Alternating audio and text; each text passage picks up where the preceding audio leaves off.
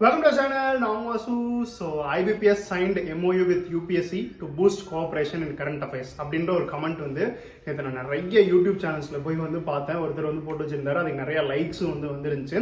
So எக்ஸாக்டாக வந்து அந்த மாதிரி தான் நேற்று நடந்த எக்ஸாமோட கரண்ட் அஃபேர்ஸ் வந்து இருந்திருக்கு. ஆர்ஆர்பி பிஓ மெயின்ஸோட கரண்ட் அஃபேர்ஸ் வந்து பார்த்தீங்கன்னா நம்ம நேற்று வந்து அந்த மாதிரி தான் ரொம்ப கஷ்டமாக வந்து கேட்டிருக்காங்க.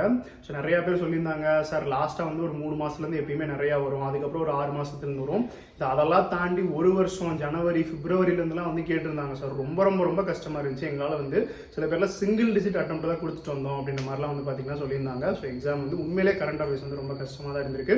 ஸோ ஓவராலாக அந்த எக்ஸாமோட ரிவ்யூ பற்றி இப்போ நம்ம வந்து பார்க்கலாம். ஸோ வீடியோக்குள்ள போகிறதுக்கு முன்னாடி டெஸ்ட் புக்கில் வந்து உங்களுக்கு மாக் டெஸ்ட் வந்து டிஸ்கவுண்ட் ப்ரைஸில் போயிட்டு இருக்கு. நீங்கள் வாங்கணும்னு நினைச்சீங்கன்னா டிஸ்கிரிப்ஷன் வந்து லிங்க் வச்சிருக்கேன். ஸோ மறக்காம லிங்க் கிளிக் பண்ணி பர்ச்சேஸ் பண்ணிக்கோங்க. அதுலேயும் அடிஷனலாக டிஸ்கவுண்ட் வேணும்னா BV10 கூட போடுங்க. இன்னொரு 10% டிஸ்கவுண்ட் வந்து உங்களுக்கு வந்து கிடைக்கும். ஸோ ஆஃபர் முடிகிறதுலையும் மறக்காம வந்து அஃபோர்டபுள் பிளேஸ் தரமான கண்டென்ட் எல்லாமே வந்து பார்த்தீங்கன்னா பர்ச்சேஸ் பண்ணிக்கோங்க. ஸோ ஓவராலாக வந்து கரண்ட் அஃபேர்ஸ் நேற்றோட எக்ஸாமில் வந்து ரொம்ப ரொம்ப ரொம்ப 2 ஸ்லாட்லையுமே ரொம்ப கஷ்டமாக தான் வந்து கேட்டிருக்காங்க. ஸோ கரண்ட் அஃபேர்ஸ் எனக்கு வந்து கஷ்டமாக இருக்குது அப்படின்றது வந்து நீங்கள் மட்டும் ஃபீல் பண்ணிட்டு இருக்கல, யூ ஆர் நாட் அலோன். எல்லாருமே அதை வந்து பார்த்தீங்கன்னா ஃபீல் பண்ணுறாங்க. ஏன்னா ஒரு வருஷம் அந்த மாதிரி லெவல் அப்படின்றப்போ வந்து பார்த்தீங்கன்னா யாருமே வந்து பார்த்தீங்கன்னா அந்த அளவு வந்து படிச்சிருக்க மாட்டாங்க.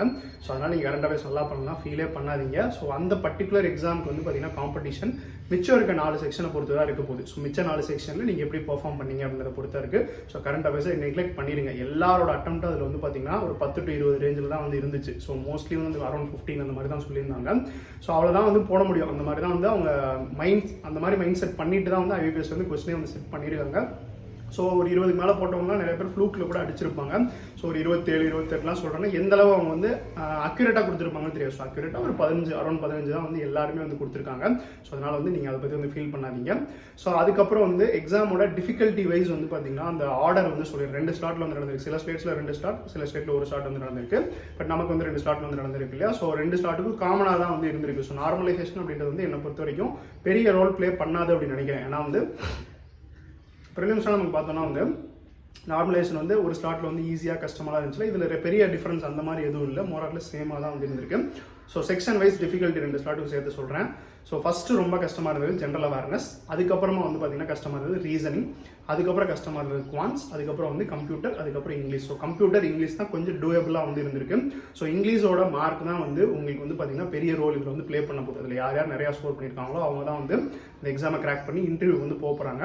ஸோ கம்ப்யூட்டருமே கொஞ்சம் ஈஸியாக தான் இருந்திருக்கு. பட் அதுக்கு வெயிட்டேஜ் நமக்கு வந்து ரொம்ப கம்மி. ஒரு கொஸ்டினுக்கு வந்து 1/2 மார்க் அப்படின்ற மாதிரி தான் இருக்குன்றப்போ அதில் வந்து பெரிய மார்க் நம்மளால் வந்து தேர்த்திட முடியாது. பட் இங்கிலீஷ் நீங்கள் நல்லா பண்ணியிருந்தீங்கன்னா சூப்பராக வந்து பார்த்தீங்கன்னா உங்களுக்கு வந்து எக்ஸாம் கிளியர் பண்ணுறதுக்கு நிறையாவே வந்து சான்சஸ் வந்து இருக்குது. ஸோ ரீசனிங்கு குவான்ஸ் எல்லாமே கஷ்டமாக தான் இருக்குது அப்படின்ற மாதிரி வந்து சொல்லியிருந்தாங்க.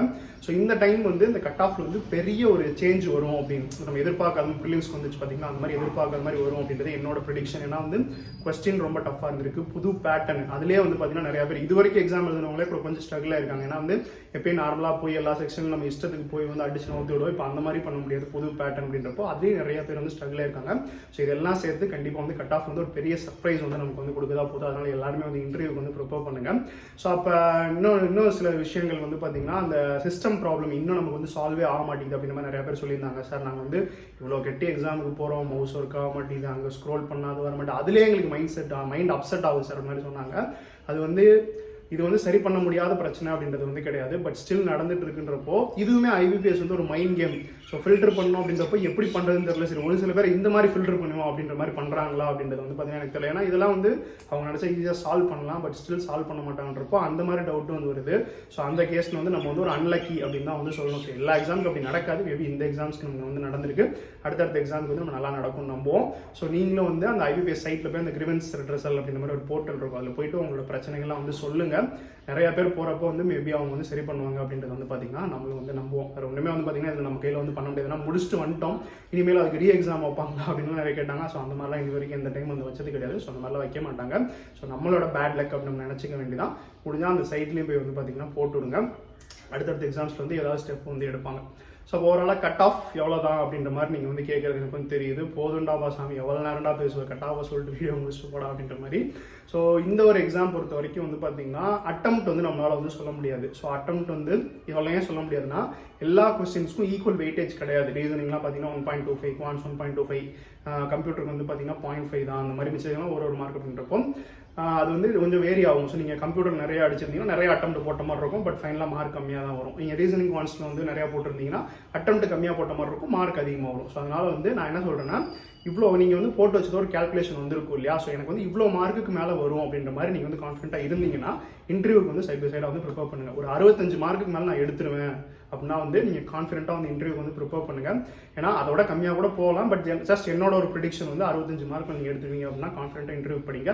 இன்டர்வியூக்கு சைட் பை சைட் டெய்லி ஒரு 2 hours ஸ்பெண்ட் பண்ணிங்கன்னா போதும். அடுத்து நமக்கு வரிசை எக்ஸாம்ஸ் இருக்கும், அதுக்கெல்லாம் படிச்சுக்கிட்டே வந்து டெய்லி ஒரு 2 hours ஸ்பெண்ட் பண்ணி ஸோ இந்த கரண்ட் அஃபேர்ஸ், அதுக்கப்புறம் பார்த்தீங்கன்னா கம்ப்யூட்டர், பேங்கிங் அவேர்னஸ் இந்த மாதிரி எதுனா ஸோ அதுக்கு நம்ம வீடியோஸ் வந்து பார்க்கலாம். இன்டர்வியூ வந்து என்னென்ன ப்ரிப்பேர் பண்ணணும் அப்படி வீடியோஸ் பார்க்கலாம். ஒரு 2 hours டெய்லி இதுக்கு ஸ்பெண்ட் பண்ணி இன்டர்வியூக்கு சைட் பை சைடாக வந்து ப்ரிப்பேர் பண்ணுவாங்க. ஏன்னா வந்து இது சர்ப்ரைஸ் தான், நான் அட்டெம்ப்ட் கம்மியாக போட்டு வந்துட்டேன் பாஸ் ஆகிட்டேன் அப்படின்ற மாதிரி கிடையாது. ஏன்னா ப்ரிலிம்ஸ்ல அந்த மாதிரி நிறைய பேர் வந்து சொல்லியிருந்தாங்க, பட் ஸ்டில் 40 போட்டவங்களாம் கூட பாஸ் ஆகி மீன்ஸ் வந்து எழுதுனாங்க. அதனால வந்து ஒரு 2 hours கொடுத்து வந்து பார்த்தீங்கன்னா இன்டர்வியூ ப்ரிப்பேர் பண்ணுங்க. அது வேஸ்ட் ஆக போகிறது கிடையாது. நீங்கள் பண்ணுற இன்டர்வியூ ப்ரிப்பரேஷன் அடுத்து வரப்போகிற IBPS PO SDIPO எல்லாத்துக்குமே வந்து யூஸ் ஆக தான் போகுதுன்றப்போ அதுக்கு டெய்லி ஒரு 2 hours டைம் கொடுத்து வந்து பார்த்தீங்கன்னா ப்ரிப்பேர் பண்ணுங்க. அது எப்படி ப்ரிப்பேர் பண்ணலாம் அப்படின்றத வந்து நான் வந்து வீடியோஸ் வந்து போகிறேன். ஸோ அடுத்த வாரம் நமக்கு வந்து RRB கிளர்க்கோட மெயின்ஸ் வந்து இருக்குது. ஸோ அதை நான் உங்களுக்கு எழுதி கொடுக்குறேன். இந்த அளவுக்கு கஷ்டமாக வந்து இருக்காது, கொஞ்சம் ஈஸியாக தான் வந்து பார்த்தீங்கன்னா கேட்பாங்க. மேபி கரண்ட் அஃபேர்ஸ் கஷ்டமாக இருந்தாலும் மிச்ச செக்ஷனில் கொஞ்சம் வந்து ஈஸியாக அடிக்கிற மாதிரி தான் வந்து இருக்கும்.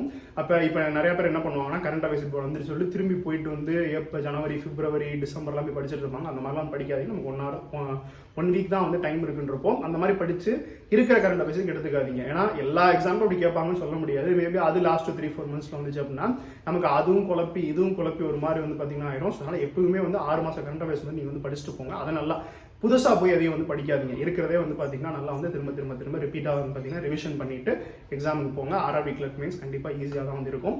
ஸோ அடுத்த வாரம் RRB கிளர்க் மீன்ஸ் எழுத போகிற எல்லாருக்குமே வந்து பார்த்தீங்கன்னா ஆல் தி பெஸ்ட். நிறைய மார்க்ஸ் வந்து பார்த்தீங்கன்னா போட்டு வந்து ப்ராக்டிஸ் பண்ணிட்டு போங்க. நானும் கூடிய சீக்கிரம் இன்னொரு வீடியோ அதே மாதிரி எடுத்துகிட்டு வந்து உங்களுக்கு மீட் பண்ணுறேன். நன்றி.